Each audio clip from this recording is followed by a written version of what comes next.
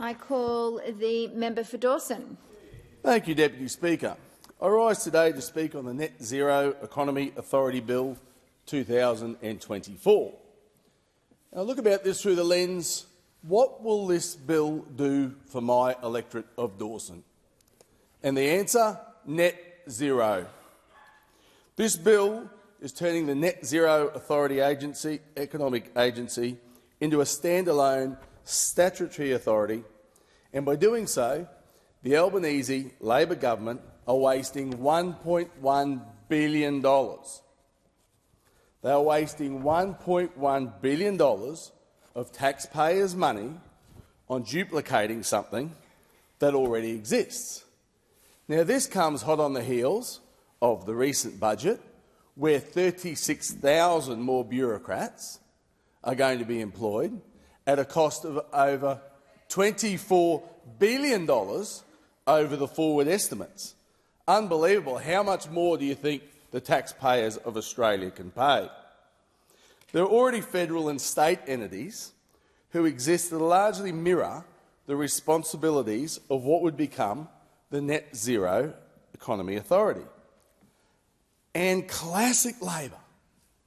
This bill has net zero details of how they plan to deal with how the overlapping organisations will be, or should they work together.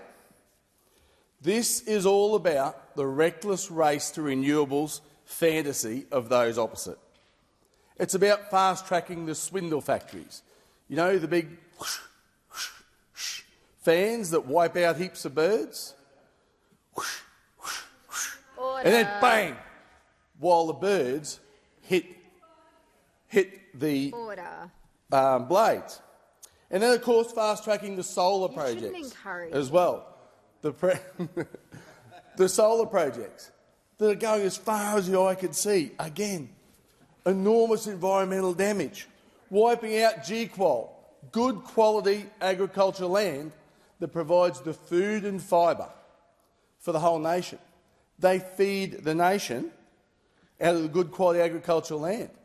But no, we decided to put solar panels there. And what about the native vegetation? The native vegetation that's being wiped out. Whole hilltops straight across are being wiped out to put swindle factories up in the top area of those. And where are the Greens on this? Their silence is absolutely deafening. I thought they were keen to look after the environment. But no.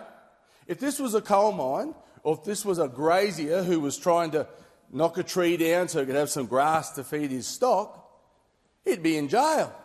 But oh no, because it's this reckless race to renewables, that's okay. Do whatever you like, you get a free pass. So, as everyone knows in here, I'm a farmer by trade. So I want to talk about a little thing called photosynthesis. So what happens with photosynthesis? It takes the carbon dioxide out of the air, through the process of photosynthesis, and releases oxygen. It turns it into oxygen. So what do those opposite want to do? Fill all the paddocks full of steel. Fill them full of steel, which, by the way, has to be made by mining as well, but everyone seems to forget about that. So I just don't get it. And again, the Greens, through all this process, absolutely silent. And this is all just to create intermittent, unreliable power. And that's exactly what it is. It doesn't work all the time. And to illustrate this, I'll just tell a little story which best sums it up, the intermittent and unreliable. 4 blokes go into the bar and they order 4 schooners. The barman comes over. What do you want, fellas? Yeah, 4 schooners? No, sorry, mate. No beer today because the sun's not shining and the wind's not blowing. This is the analogy. This is a direct comparison. So these 4 blokes go home, tail between their legs, thinking about Slim Dusty's, the pub with no beer. But not to be outdone, they front up again the next day.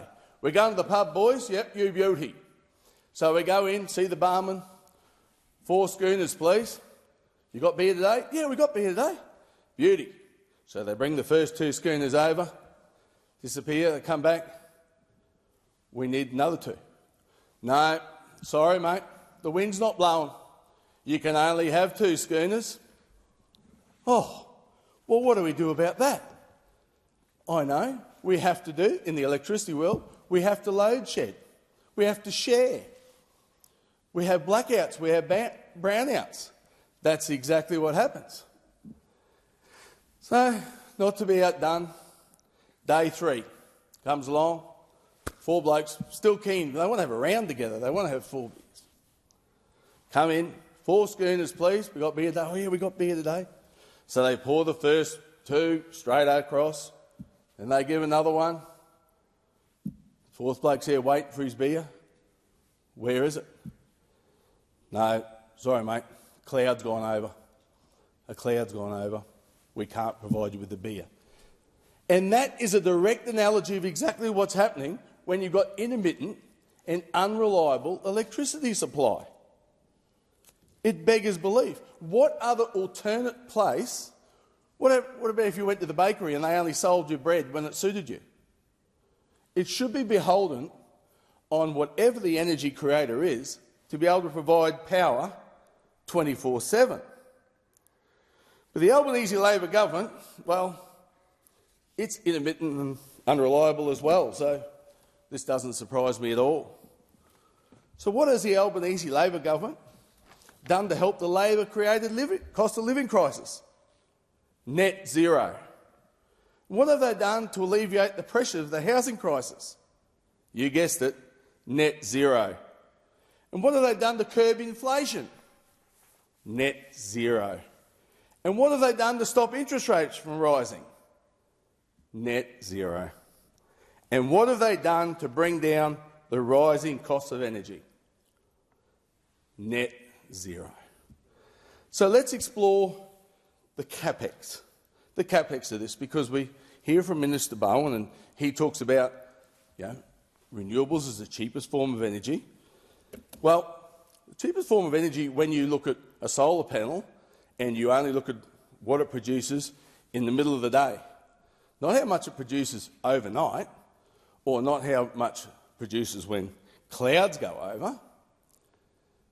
So you buy the solar panels. Now, they only last 20 years as well. That's the best. Some of them 15 to 20.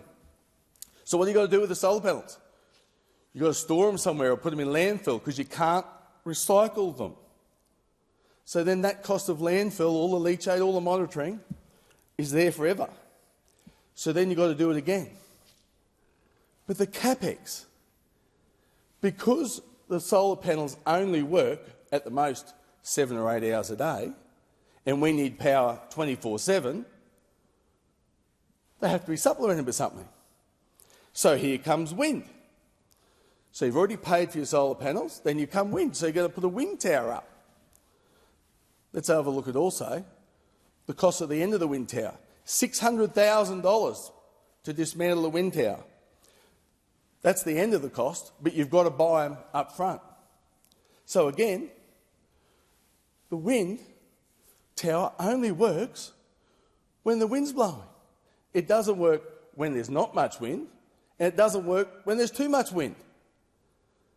So that CapEx is expended. So then I hear, oh, OK, we need hydro. We need a hydro as well to supplement. So again, you've got to pay that capital expenditure as well. So you pay for all the dams, you pay for... And all this stuff also has to be connected by a transmission network. So those opposite are saying, OK, 28,000 kilometres of poles and wires to get all this connected up. So then we've got the... So go back to the hydro. So then we've got the hydro. That can't provide it all the time either. So then I hear batteries. But batteries just do not last long enough. Renewables are not baseload. You need baseload power. Currently, the only baseload power that we have in this country is coal, which those opposite want to shut down as quick as possible.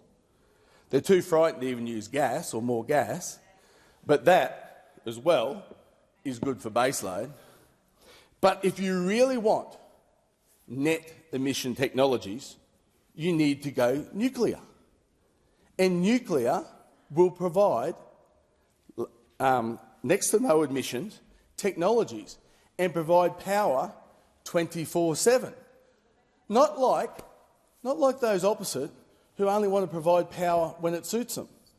I want to have reliable and affordable energy 24/7 because I don't want to go up and see Mrs Smith, who's lying in the hospital bed on a ventilator, and say, "Excuse me, Mrs Smith, I just need you to hold your breath for the next 14 hours until the sun comes up so we can get a little bit more power into the grid."